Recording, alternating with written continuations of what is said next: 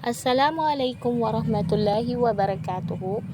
My report is all about period of the great Imams. The early Abbasid caliphs made a show of the great respect for Islamic laws and its scholars. The reason for this lay in the fact that they owned their office to their claim that they were seeking a return to the caliph based on the Sharia and its legitimate interpretations. Consequently, the Abbasid caliphs of this period all took pride in sending their children to study under the major scholar of the time, and what is more, some of the caliphs become scholars of Islamic law in their own right. For example, Caliphs Harun al-Rashid ruled on 786 to 809 CE. Furthermore, the caliphs made a practice of consulting the outstanding Islamic scholarship in most matter of fiqh. Ang mga naunang Abbasid Caliph daw ay nagpapakita ng malaking paggalang o may, may malaking paggalang para sa batas ng Islam at ang mga scholar nito. Ang dahilan nito ay nasa katotohanan na may utang sila sa kanilang opisina sa kanilang pag-aangkin na sila ay naghahanap na bumalik sa isang caliphate batay sa Sharia at sa lehitimo nitong interpretasyon. Dahil dito, ang mga Abbasid caliphs daw, sa panahong ito, lahat ay pinagmamalaki ang pagpapadala ng kanilang mga anak upang mag-aral sa ilalim ng pangunahing eskolar ng panahon, nung panahon na yun. At higit pa, ang ilan sa mga caliphs ay naging mga eskolar ng batas ng Islam sa kanilang sariling karapatan. Halimbawa nito ay si Khalif Harun al-Rashid na naging rule nito noong 786 to 809 CE. Higit pa rito, ang mga khalif na ito ay gumagawa ng pagsasanay ng pagkonsulta sa mga natatanging eskolar ng Islam sa karamihang usapin ng fiqh. Ang classical example in that of Imam Malik, whose Caliph al-Mansur commissioned to compile an authoritative book of the Sunnah of the Prophet sallallahu alaihi wasallam on this completion. The Caliph consulted Malik about allowing him to make state constitutions which would have made the madhab of Imam Malik binding on all Muslims. Ang isang klasipikasyong halimbawa ay ng imam na si Malik al-Khalif al-Mansur commission upang makipag-unayan ang isang otoridad ng aklat, kumbaga author ng isang aklat ng sunnah ng propeta Muhammad sallallahu alaihi wasallam sa kanyang pagtatapos. Ang Caliph consulted Malik tungkol sa pinahihintulutan sa kanya upang gawin ito at iestado ang konstitusyon na kung saan ay ginagawa ang madhab ng Imam Malik obligasyon sa lahat ng mga Muslim. However, the Imam refused to have it done since he was aware that the compilations, including only those hadith of the Prophet sallallahu alaihi wasallam that were available in Hijaz were Imam Malik had taught that founded in madhab. He felt strongly that no single madhab should be binding on the Muslim in view of the fact that any single madhab would include the many others hadith narrated by Sahaba who had traveled to other parts of the state. This is clear example of the flexibility which characterized the founder of the madhabs.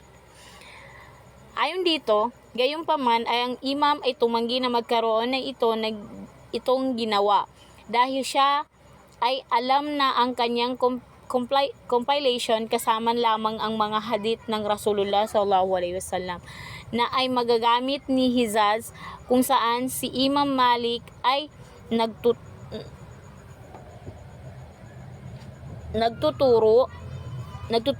at itinatag ang kanyang madhab nakilala siya sa malakas na walang isang madhab ay dapat na magkasundo sa lahat ng mga Muslim. Dahil sa katunayan na ito ay anumang isang madhab ay include or kasali ang maraming Muslim at iba pang mga hadith na nararapat sa pamamagitan ng mga sahaba na naglakbay sa ibang lugar sa sinaunang panahon. Ito ay isang malinaw na halimbawa ng flexibility sa kung saan characterize ang mga tagapagtatag ng madhabs. The factor of state supports the patronization of fiqh scholars contribute largely to the flourishing of the many madhabs which had arisen in the latter part of the Umayyad period. Ang kadahilanan ng mga estadong ito na sumuporta at patnubay ng fiqh scholar, nag-aambag nagbigay ng malaking ambag sa pagbuo ng maraming madhab na nagkaroon at lumitaw ng huling bahagi sa panahon ng Umayyad Dynasty or Umayyad period. However, it should be note that although scholars and judges will allow a great measure of freedom of opinion, they will be often subjected to severe punishment in their ruling round counter to political policy. For example, Imam Malik was jailed, beaten, and tortured for giving a fatwa that challenged an official policy of the Abbasid caliphs. Sabi naman dito, gayon pa man ito ay dapat natandaan or isa-isip na bagamat ang mga scholar at ang mga hukom ay pinahihintulutan ng isang mas mataas na sukat ng kalayaan ng opinyon. Kumbaga, may kalayaan silang magpahayag ng kung ano man din ang natutunan ng lahat ng mga scholar, ay madalas na subjected sa mahigpit na kaparusahan. Sa unang panahon kasi, may kaparusahan na binibigay sa mga scholar o sa mga madhab na nagpapalaganap ng katotohanan. Ang kadahilanan nito, ang kaparusahan kung ang kanilang mga paghuhukom laban sa pagpapumulitikang patakaran, halimbawa na lang din si Imam Malik, ay nabilanggo at pinatay at pinahirapan para sa pagbibigay ng isang fatwa na challenge ng isang opisyal na patakaran ng Abbasid caliphs. According to this policy, the people were made to swear that if they broke their oath or allegiance to caliphs, they will be automatically divorced from their wives. Imam Malik's fatwa ruled that divorce under the compulsion was null and void. Ayon dito, sa patakaran na ito, ang mga tao ay ginawa sa sumumpa or nanumpa na kung sila ay ibinababa ang kanilang pananampalataya sa mga caliphs or pagpapaniwala sa mga caliphs, sila ay automatikong dinidivorce. Kumbaga, kung sino man daw ang naniniwala o sumasamba sa mga caliphs ay automatically na idinidivorce mula sa kanilang mga asawa. At Imamot Malik, fatwa na tinutukoy ng paghihiwalay sa ilalim ng pagsisikap at walang kabuluhan. Increase in center of learning. Through the state of the North Africa and Spain, 101-2 had split off from the Abbasid Empire. The territories of the Abbasid state were expanded to include all Persia, India, and southern Russia, and the capital was not moved to Baghdad. Consequently, the center of learning and madhabs multiplied. Scholars and students from the various center of the learning began journeying back back and forth in search of further knowledge about the conclusion reached their contemporaries in other parts of the Muslim states. Kahit na ang estado ng North Africa at Espanya mula sa Abbasid Empire, ang mga teritoryo ng Abbasid na estado ay pinalawak upang isama ang lahat ng Persia, India, and Southern Russia. At ang mga kabisera nito or mga city nito ay hindi inilipat sa Baghdad. Sa makatuwid, ang mga sentro ng pag-aaral at Mahdab multiplied scholar at ang mga mag-aaral mula sa iba't ibang mga sentro ng pag-aaral ay nagsisimulang maglakbay at bumalik at paglalakbay at bumalik at muling naghanap ng karagdagang kaalaman tungkol sa mga konklusyon na natagpuan sa pamamagitan ng kanilang mga samahan sa iba pang mga bahagi ng Muslim state or Muslim countries. A good example of this journey of the Muhammad ibn al-Hasan, a prominent student of Abu Hanifa, founded of the Hanafi Madhab from Iraq to Medina in order to study under Imam Malik, founder of the Maliki Madhab, and to memorize his book of Hadith al-Muwatta. Likewise, Imam al-Shafi'i, founder of the Shafi'i al-Madhab journey, first to Hijaz to study under the Imam Malik, then to Iraq in order to study under the Muhammad ibn al-Hasan, and finally to Egypt to study under Imam al-Layth ibn Sa'ad,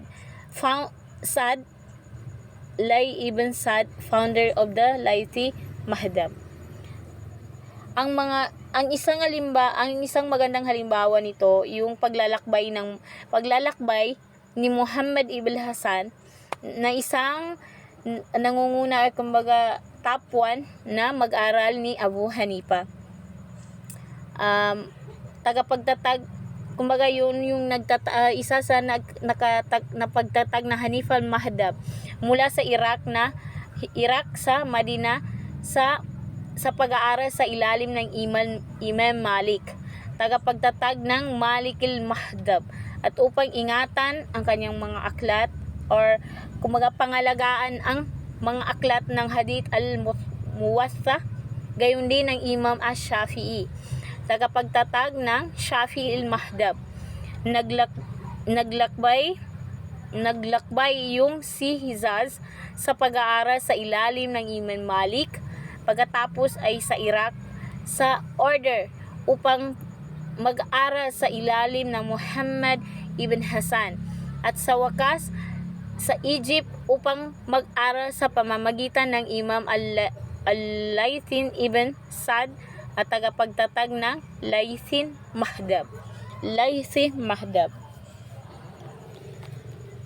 This journey resulted firstly in the reconciliation of some of the major differences which have arisen among scholars, and ultimately in the combination of some of the schools of Islamic legal. Two, for example, Imam Ash-Shari'i combined the fiqh of Hijaz with that of Iraq and Egypt and formed a new school of law. The Shafi'i Madhab here again are noteworthy example of the flexibility of the early Imams in the approach to fiqh. Ang mga paglalakbay na ito or pag-aaral na ito ay nagresulta sa unang pagsasama-sama ng ilang mga pangunahing pagkakaiba na nagmula sa pagitan ng mga scholar, at sa wakas ay napagsama-sama ito ng ilang mga paaralan ng Islamic na batas. Kumbaga nagsama-sama ito sa isang Islamic na batas. Naniniwala ang Imam Ash-Shari'i sa pinagsama ang fiqh ng Hijaz sa Iraq at Egypt at bumuo ng isang bagong paaralan at paaralan ng batas, ang Shafi'i Madhab. Narito muli ang mga kapakipakinabang na mga halimbawa. Ang flexibility ng unang imam na sa kanilang diskarte sa fiqh. Yun lamang po ang aking report. Salamat po sa panonood. Assalamualaikum warahmatullahi ta'ala wabarakatuh.